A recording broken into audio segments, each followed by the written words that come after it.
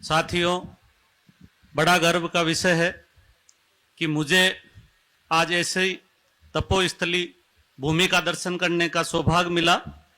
उसका श्रेय मैं आदरणीय मामन मेश्राम जी को भी देना चाहूँगा, क्योंकि आप ही की बदौलत और आप ही की प्रेरणा से मैं यहाँ पहुँच पाया हूँ।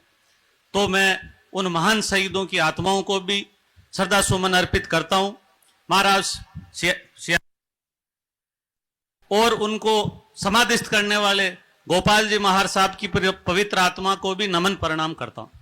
साथियों, मैं राजस्थान की उस भूमि से आया हूँ। एक छोटा सा गांव है मेरा गच्छीपुरा, और मैं सरनेम गच्छीपुरा ही लिखता हूँ। वो इसलिए कि समानता दिखे। गांव में, कस्बों में 36 कौमें रहती है, इसलिए मैं जाति पीछे नहीं लगा था। वैसे मैं जयचंद जी गहरवाड़ साहब का वंशज हूँ। हम राजस्थान में जाते जाते राठौड़ बन गए, तो मैं जाति से तो क्षत्रिय राठौड़ हूँ, लेकिन मैं सरनेम गच्छीपुरा ही लगाता हूँ। वो इसलिए आपको मैंने निवेदन किया कि क्यों लगाता हूँ, सबको लगे कि मैं सबका हूँ और सब मुझे मेरे लगे।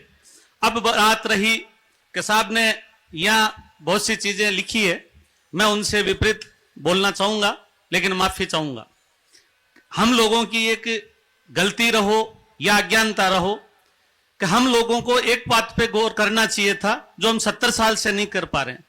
मैं जो सीख पाया हूं कि इतिहास, धर्म और संस्कृति ये अभिन्न अंग और हिस्सा होता है मानव के जीवन का, और हम लोग इन तीनों चीजों को समझ ही नहीं पाए। इसीलिए आज ये पेशवाई कहो, पंडावाद कहो, अंधविश्वासी कहो या और कुछ कहो, ये हमारे लिए समस्या इसीलिए खड़ी हुई क्योंकि हमने हमारे धर्म को समझा ही नहीं।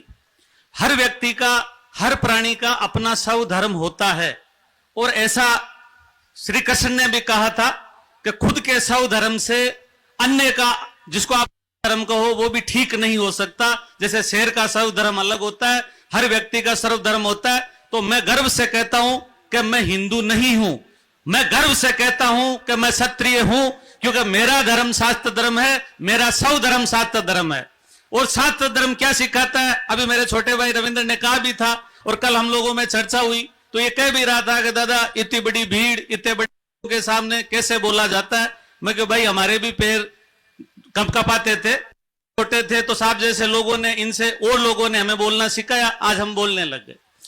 तो हम लोगों ने हमारे सर्व धर्म को नहीं समझा। मैं आपको एक छोटा सा उदाहरण देकर समझा देता हूं कि भारतीयों का राष्ट्रीय खेल, हमारा मूल निवासियों का राष्ट्रीय खेल तीरंदाजी था, फिर उसके बाद हॉकी था।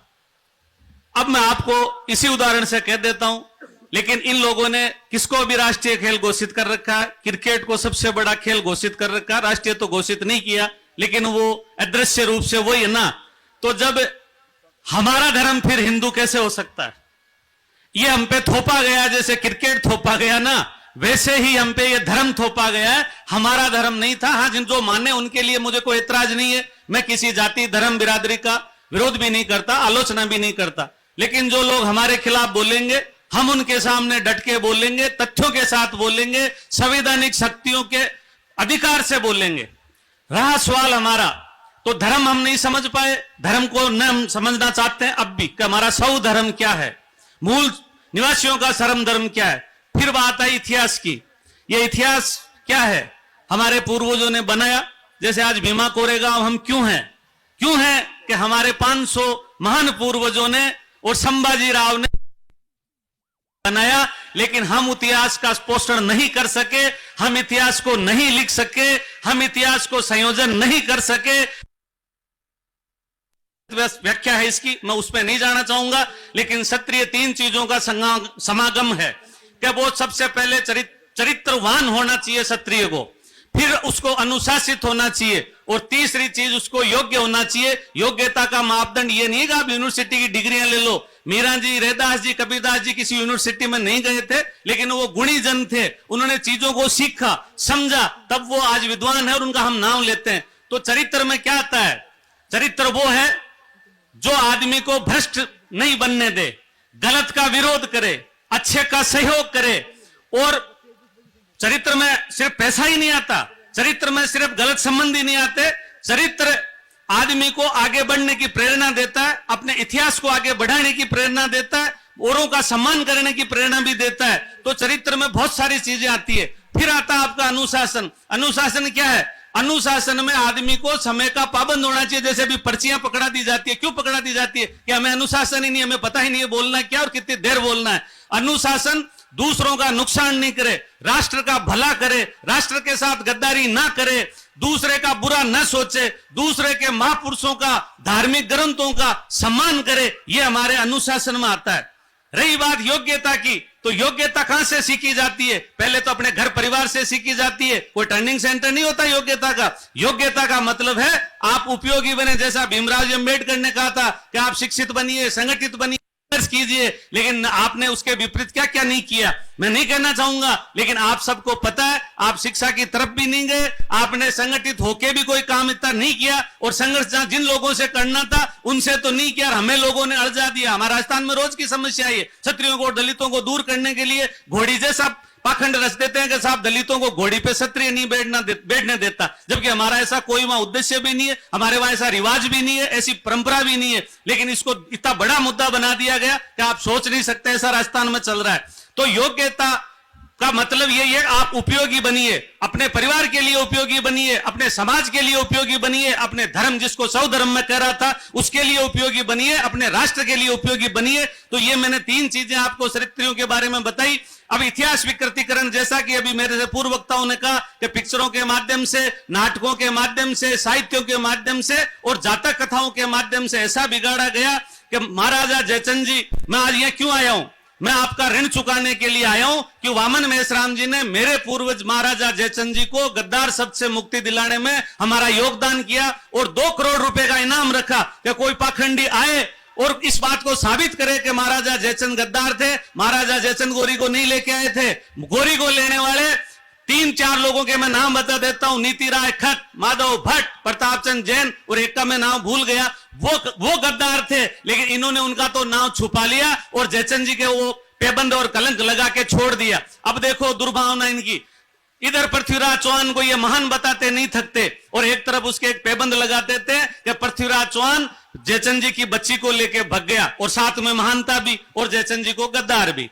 महाराणा प्रताप को ये हिंदुआ सूरज बोलते हैं और उसी के सामने हमारे ही पूर्वज राव शेखा जी के वंशज राजा मान सिंह, जिसने हर की पेड़ियां बनाई गंगा पे, बिहार और बंगाल में राजपूत और मूल निवासियों का संरक्षण किया, उसने विदेशी आक्रांताओं, तुर्कों और पठानों में विद्रोह करा के और इस संस्कृति को जिंदा रखा अपने पॉलिटिक्स के तहत। आज अमित शाह जी पीडी कांग्रेस, उसके साथ कांग्रेस के और मुफ्ती महमूदा की पार्टी के साथ सत्ता संगठन बनाते हैं, तब तो वो कहते हैं मैं कौटिल्य हूं, मैं चाणक्य हूं, लेकिन क्षत्रिय अगर किसी मुसलमान से दुआ सलाम करता है तो कहे तू राष्ट्रद्रोही है, तू गद्दार है। इनकी पॉलिटिक्स समझो आप, इनकी राजनीति समझो, हम लोगों को किस दिशा में ले जाना चाह रहे हैं। तो इन्होंने कंट्रोवर्सी करके एक को अच्छा बताया, जैसे वामन मेश्राम जी को अच्छा बताएंगे तो इनके भाई को बुरा बता देंगे, हम खुश हो जाएंगे कि हमारे एक भाई को तो ठीक ही बता रहे हैं। तो ऐसा कब तक चलेगा, ये हमें सोचनीय विषय है। ये इतने अवसरवादी लोग हैं कि ये 2 दिन में 2 रूप बदलते हैं। सुबह से दोपहर तक तो इन्होंने एक ऐसा साहित्य लिखा कि हम सुदामा हैं, हम बेहद गरीब हैं, तो क्षत्रियों को देने का हक बनता है, तो ये हमसे लेने आ जाते हैं। और दोपहर बाद में इनका जब पेट भर जाता है और इनको एसिडिटी की शिकायत होती है, तब ये परशुराम का चरित्र अपना लेते हैं और कई 21 बार हमने क्षत्रियों को मार दिया। अब इनको कोई पूछने वाला हो कि हमारे मूल निवासी भाई 528,000 को सल्टा सकते हैं, तो ये क्षत्रिय इतनी बड़ी कौम है, ऐसे परशुराम जी जैसे पाखंडी से मर सकती है। लेकिन हम लोग खुद सुन रहे हैं, हमारे क्षत्रिय बंधु सुन रहे हैं, क्या वो जवाब ही नहीं दे पा रहे हैं। हम जैसों ने जवाब दिया, उसकी कीमत चुकाई, जबकि आज करे और इनके दादा को गाली दे, गुस्सा नहीं आएगा। लेकिन क्षत्रिय समाज का दुर्भाग्य देखिए कि आज 70 सालों से हम ये गाली सुन रहे हैं और बड़े खुश हैं, इनको दान भी दे रहे हैं, दक्षिणा दे रहे हैं, पाणिग्रह संस्कार, इनके बिना पूछे कुछ भी नहीं करते। जबकि हमारा जन्म बिना मूर्त के हुआ और पूरे जीवन भर हम मूर्त के चक्कर में तड़प के चले जाते हैं और बिना मूर्त के मर भी जाते हैं। तो ये कौन सा मूर्त बनाते हैं, मेरे तो आज तक ये समझ में नहीं आया। इसलिए मैं इनके पाखंड पे एक छोटा सा उदाहरण और देना चाहूंगा कि ये गाय को राष्ट्र माता का दर्जा दे रहे हैं अभी, और उसी गाय के बीफ के और उसके मांस के सबसे बड़े निर्यातक इनके दोस्त और मित्र हैं। ये उपयोगितावाद का सिद्धांत, नागौर से आता हूं मैं, हमारा बेल आपके यहां तक आता था, कारण कि भारत कृषि प्रधान देश है, उस समय ट्रैक्टर का आविष्कार नहीं हुआ था। अब ट्रैक्टर आया भारत में, इनको पता चला कि गाय की उपयोगिता नहीं है। इधर से भैंस आ गई, भैंस का दूध गाढ़ा होता है, उसमें पानी थोड़ा ठीक मिलाया जा सकता है, गाय का पतला होता है। इन्होंने गाय को छोड़ दिया। ये कहते हैं राष्ट्र माता है, और फिर गाय के लिए चंदा क्यों मांगते हो? मैं मेरी मां के लिए चंदा मांग के उसका भरण पोषण करूंगा क्या? जब राष्ट्र माता है तो फिर आप करो ना उसका। लेकिन अभी मकर संक्रांति आएगी, आप देखना इनकी करतूत को।